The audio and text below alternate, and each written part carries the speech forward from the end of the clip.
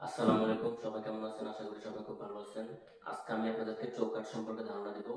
যেমন আমাদের সাইডের চৌকাঠ আসার পর আমরা কোন কোন বিষয়গুলো চেক করব, চৌকাঠ আসার পর আমরা কোন কোন বিষয়গুলো লক্ষ্য রাখবো এবং লাগানোর ক্ষেত্রে, ফিটিংস করার ক্ষেত্রে আমরা কোন কোন বিষয়গুলোর প্রতি লক্ষ্য রাখতে হবে সেই সম্পর্কে আমি আজকে আপনাদেরকে সম্পূর্ণ ধারণা দেব। এবং চৌকাঠের মধ্যে কোন অংশটাকে কি নামে বলা হয় বা কি নাম দেওয়া হয় বা কি নাম বলে সেই সম্পর্কে আজকে আমি আপনাদেরকে সংক্ষিপ্ত ধারণা দেব। সো ভিডিওটি শুরু করা যাক। সাইডে চৌকাঠ আসার পর আমরা সর্বপ্রথম চেক করব চৌকাঠটি কোনো ফাটা আছে নাকি, ছিদ্র আছে কিনা, বা সমতল আছে কিনা, বা আঁকা বাঁকা এরকম কিছু আছে কিনা। প্রথমে আমরা চৌকাঠটি সম্পূর্ণরূপে চেক করে নেব। এবার বলে রাখি, আমাদের চৌকাঠের যে ফ্রেম আছে, ফ্রেমের যে সাইজটা এটা 2 ইঞ্চি বাই 6 ইঞ্চি হয়, অথবা 2.25 ইঞ্চি বাই 6 ইঞ্চি এরকম হয়ে থাকে। এবং এই খাস কাটা যে কাটা অংশটি আছে এটিকে রিবিট বলা হয়ে থাকে। এবং এটি যেদিকে থাকবে সেটি হলো গিয়ে দরজার রুমের ভিতরের অংশ। এটি সবসময় ভিতরের দিকে থাকবে। এই রিবিটের অংশতে যেদিকে থাকবে সেদিকে দরজার যে পাল্লা খোলা বা বন্ধ হবে। সো এটা সবসময় আমাদেরকে খেয়াল রাখতে হবে। মাঝে মধ্যে অনেকে আছে এটা উল্টা লাগায় ফেলায়, যার কারণে দরজা উল্টা দিকে থাকে। সো এটার দিকে খেয়াল রাখতে হবে। চৌকাঠ ফিটিং করার সময় অবশ্যই আমাদের দেখতে হবে দরজার সাইজ যদি 40 ইঞ্চি দেওয়া থাকে বা চৌকাঠের সাইজ যদি 40 হয়ে থাকে, সেক্ষেত্রে আমাদের চৌকাঠ ফিটিংয়ের সময় তিন তিন ভাগে আমাদের চেক করতে হবে। যেমন উপরে একবার চেক করতে হবে, মধ্যে একবার, নিচে একবার।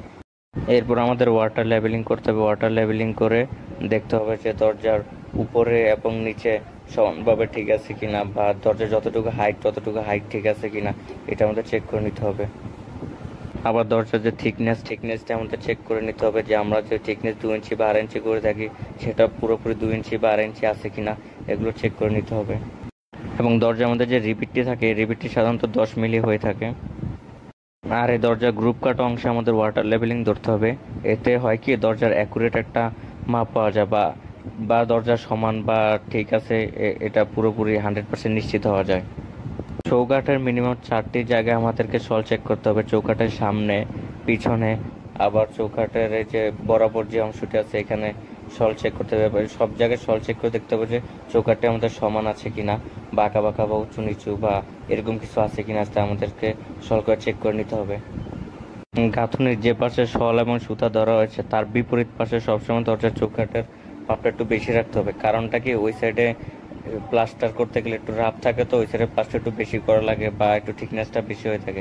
তাই সবসময় চৌকাঠটা ওইদিকে একটু বাড়তি রাখতে হবে, সল এবং সুতার বিপরীত পাশে গাঁথুনির।